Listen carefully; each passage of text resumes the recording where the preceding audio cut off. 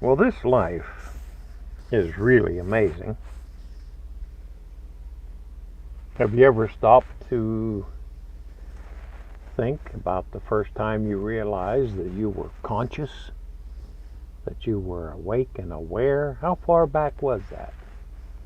Was maybe when you were 1 year old or two or a couple months? Well, I tell you what, I know it's hard to believe when you stop to think about it, what I'm going to tell you next. But in another way, it's not really. Talking about consciousness, the first time I remember being aware of myself was when I was being born. And I know where it was. I knew where I was coming to. It was a bedroom in the upstairs of my grandparents' house in Masontown, Pennsylvania. And you know, you hear all these people talking about near-death experiences and the tunnel with a light at the end. Well, that's what I saw being born. I remember a long tunnel or tube, and it was darker behind me and light out ahead. And I remember traveling through that tunnel, and I knew that there was a room full of people out there and light and love, and I wanted to be part of it. And I was kind of in a hurry to be born, to get out there. And I can remember that to this day, but I can't remember anything previous to it. Have you ever stopped to think that, well, what is a memory? That is what we are. We are a collection of memories and experiences and mistakes and successes. And there is a time when we started.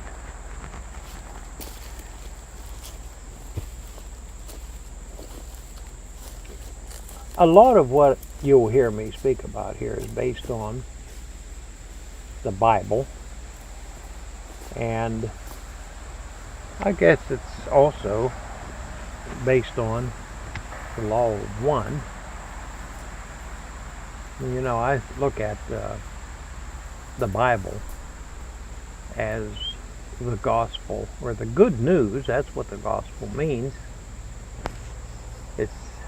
It just means the good news. And the Bible is the news for the people of this planet Earth. And everything has to have a beginning, start somewhere, and come in. It came in through. Now, a lot of us think that it came in through the Hebrew people. And we think of Jews and we think of Israel. But actually, when you look at the Holy Bible,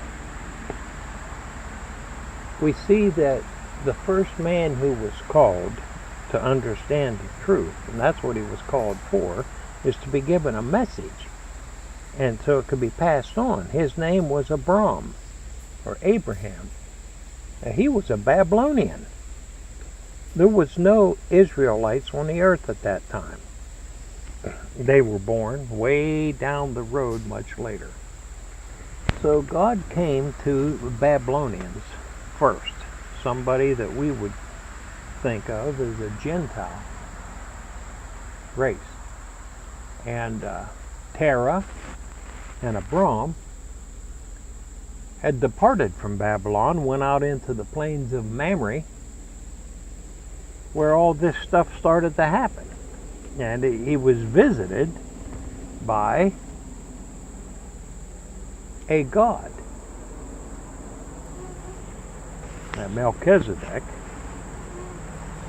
that in my studies I believe he is the one that also became Jesus Christ later on, because of so many different proofs right there that has just driven me to that point.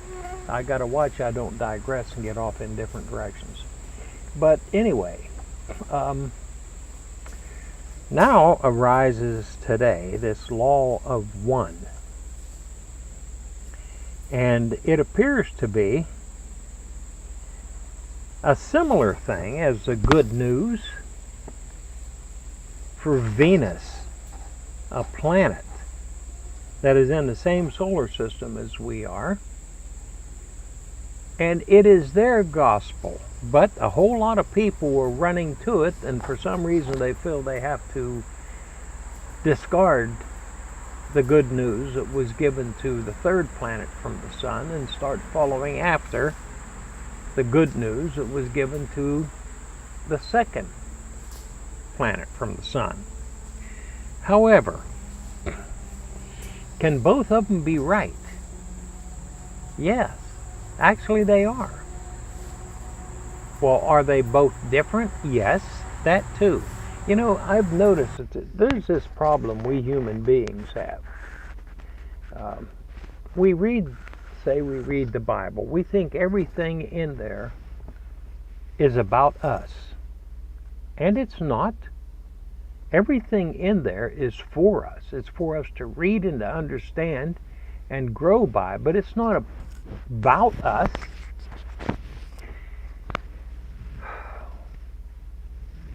Oh, I got to watch. I've got so much stuff in the back of my mind I'd like to bring out here. I just can't do it all at once, or it wouldn't make sense. You have to hear it little by little. Or as the prophet Isaiah said, here a little and there a little, line upon line, precept upon precept, unless we go forward and fall and be taken and snared and never come to the understanding of the truth. So we have to do it in a way that makes sense. And now we're on planet Earth, and if we start, leaving the good news that was given to us and start after the good news that was given to those people that lived on Venus, the law of one, we're actually not showing ignorance, but what we're doing is we're showing that, we're excited about God's truth, and it must be the same. It's the same God, and if He owns all of these unimaginable number of planets in this creation, He's the same God. They are different. But there's something significant that we need to understand right at this juncture. Well, there's a whole lot of books in the Bible. Old Covenant, New Covenant, Old Testament, New Testament. And there's a lot of genealogies in there. There's a lot of lessons in there. A lot of allegories and parables. And, sometimes we think maybe it's just too much for the average person, man or woman, to understand all that. And so we sit in services and we listen to someone speak and preach or teach to us because we don't think we're capable of doing it ourselves. And we want to hear what they got to say, and all we got to do is make a decision whether we want to be one of them believers or not. Listen, folks. Now, I know you probably don't know me, but I have been at this now for about 50 years. I'm 74 years old right now. And I got to tell you that it is really simplistic. Very simple. And here's the thing. In that book, the Bible, there is one man of, great significance. I'm not talking about Jesus Christ. I'm talking about the Apostle Paul. Oh my, what that man went through. And what an uphill battle he had to go to change the thinking of an entire religious system. And he tried it, but it's not time for that to happen, but it's getting closer. Now here's the thing what Paul said in Galatians. I believe it's around chapter 5 and verse 14. Concerning the law and the prophets, which is basically the old covenant, he said all the law is fulfilled in one word. Now listen, because I'm going to say the word here. You shall love your neighbor as yourself. Now that's the same thing that Jesus Christ said. He was asked before by the Pharisees of the Sanhedrin, tell us, teacher, which is the greatest commandment of all?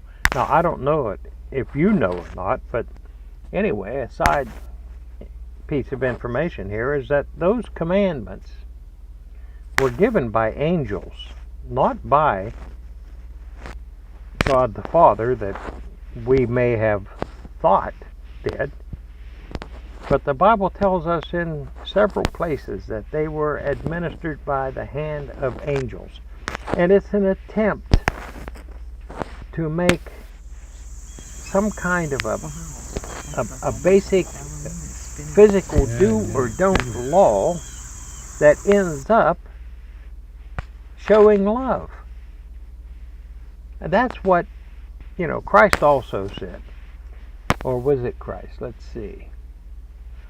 I can't remember. Sometimes I get Christ and Paul mixed up. But it was one of those two that said nothing entering a man can defile him. And when he says a man, he means a human being. A human, a woman or a man. Nothing entering them can defile them. Now just think about how wide sweeping that is. No thing, nothing can defile you by going into you, but what comes out of a man, that defiles him. Or it can defile him. So God is interested if we are expressing love and kindness and concern toward others.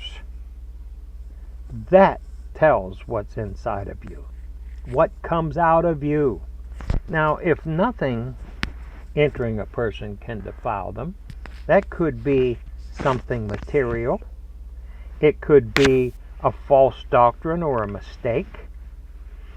And here we got all these churches arguing with each other. You got the, all the different Protestant churches, and then the different religions: Buddha, Hindu, the Jewish religion, Muslims. And the bottom line of every one of them is that whole book that they have, and each one of those religions is trying to teach exactly the same thing. You are to love your neighbor as yourself, which Christ himself said is the second commandment. Because when they asked him what was the greatest of all the commandments, he said the first and the greatest is to love your God with all your heart and all your mind and all your soul. And the second is like unto it, to love your neighbor as yourself. So that one key word is love. Yes, that is a powerful 4-letter word. Love. And that is what God wants to come out of you, and that's what he told the people that once at one time lived on Venus. They call it the law of one, but that's another subject. But for those of us who live on planet Earth, it's the Holy Bible. And it wasn't given to the Jews. They do not own the Bible. It was given to a Babylonian first. Terah and Abram, who God changed his name to Abraham later on. He and Sarah had Isaac, and Isaac had Jacob, and Jacob's name was changed to Israel. So God did not come to Israel first. He came to his great-grandparents first. Anyway, I'll finish this at another time. Sorry, but I have to pause it for right now.